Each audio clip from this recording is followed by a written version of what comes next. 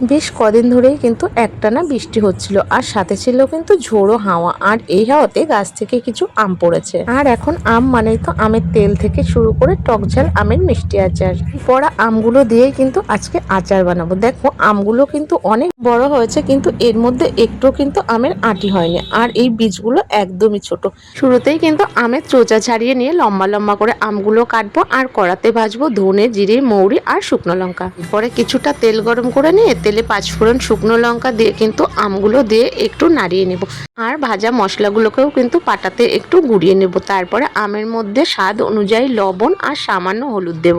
এরপরে একটু নাড়িয়ে নিয়ে দেব স্বাদ অনুযায়ী চিনি। এবার চিনি দিয়ে কিছুক্ষণ নাড়াচাড়া করে নিয়ে চিনির রসটা যখন বেরিয়ে আসবে, তারপরে দেব এই ভাজা গুঁড়ো মশলাটা। জানো তো, এখনো যখন কোনো গাড়িতে কিন্তু এরকম আমের আচার বিক্রি হয়, মনে পড়ে সেই ছোটবেলার কথা। ছোটবেলায় তো এরকম অনেক আমের আচার কিনে খেয়েছি, আর এখন এগুলো বাড়িতেই নিজে তৈরি করে নিজের ছেলে মেয়েদের জন্য। গরমের এই ঝিমানো দুপুরে আমের আচার খেতে কিন্তু বেশ ভালো লাগে, আর জিভেতেও কিন্তু আলাদা একটা টেস্ট আসে। তোমরা কারা কিভাবে আচার বানাও একটু জানিও, আর কেমন লাগলো বলো।